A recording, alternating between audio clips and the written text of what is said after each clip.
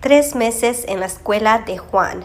Segunda semana, primer día. Lea Juan capítulo 2, versículo 13 al 25.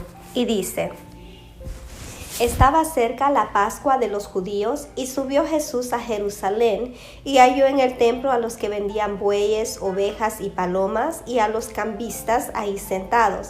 Y haciendo un azote de cuerdas, echó fuera del templo a todas las ovejas y los bueyes, y esparció las monedas de los cambistas, y volcó las mesas. Y dijo a los que vendían paloma: Quitad de aquí esto, y no hagáis de la casa de mi padre mercado. Entonces se acordaron sus discípulos que está escrito: El celo de tu casa me consume. Y los judíos respondieron y le dijeron: ¿Qué señal nos muestras ya que haces esto? Respondiendo Jesús les dijo: Destruid este templo y en 3 días lo levantaré. Dijeron luego los judíos: En 46 años fue edificado este templo, y tú en 3 días lo levantarás. Mas él hablaba del templo de su cuerpo. Por tanto, cuando resucitó de entre los muertos, sus discípulos se acordaron que había dicho esto, y creyeron la escritura y la palabra que Jesús había dicho. Estando en Jerusalén, en la fiesta de las Pascuas, muchos creyeron en su nombre, viendo las señales que hacía. Pero Jesús mismo no se fiaba de ellos, porque conocía a todos, y no tenía necesidad de que nadie le diese testimonio del hombre, pues él sabía lo que había en el hombre. Veamos. Juan no nos dice cuánto tiempo después del episodio de las bodas de Caná sucedió lo que aquí nos cuenta. Nos dice que solo fue poco antes de la fiesta de la Pascua. En esta fiesta, el pueblo de Israel recordaba cómo el ángel destructor de Dios pasó por alto las casas de los hebreos, marcadas con la sangre del cordero, mientras que entró a las casas de los egipcios para matar a sus primogénitos. Juan dice que Jesús subió a Jerusalén porque de hecho Jerusalén se encontraba en un lugar elevado, y para ir allá de cualquier otra parte de Palestina había que subir.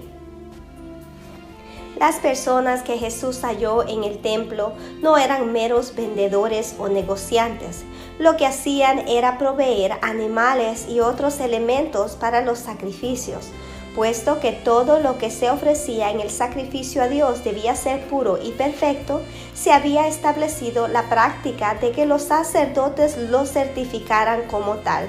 De esto resultó un negocio en el que colaboraban los sacerdotes y los mercaderes del templo, y que a menudo resultaba en la explotación del pueblo, pues unas palomas certificadas como aptas para el sacrificio costaban mucho más que cualquier otro par de palomas. Cuando el versículo 18, Juan se refiere a los judíos que le preguntaban a Jesús con qué autoridad actuaba, se está refiriendo específicamente a las personas de Judea. Es decir, que los de Jerusalén le preguntaban a este Galileo entremetido cómo se atreve a perturbar el orden del templo. Juan nos dice entonces que en esa ocasión Jesús habló de su propia resurrección, y los judíos entendieron que se refería al templo.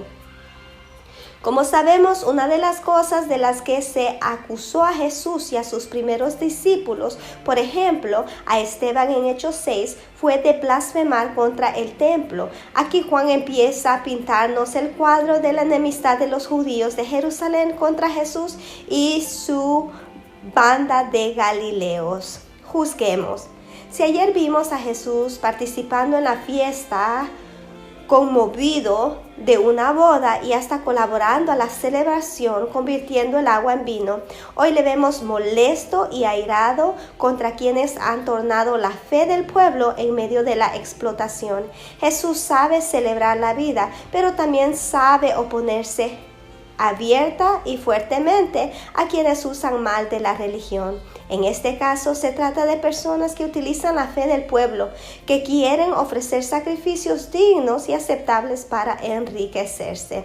Lo que vemos en este episodio se ha repetido muchas veces en la historia de la iglesia. Por ejemplo, en algunos de los tiempos más tristes de la Edad Media se llegó hasta vender cargos eclesiásticos. Si alguien quería ser obispo, compraba la posición y entonces recuperaba su inversión vendiendo otros cargos que quedaban bajo su autoridad como obispo.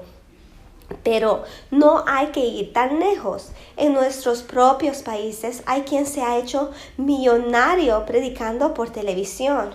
Cuando hace unos pocos años uno de esos evangelistas fue desenmascarado, resultó que hasta la casa del perro tenía aire acondicionado.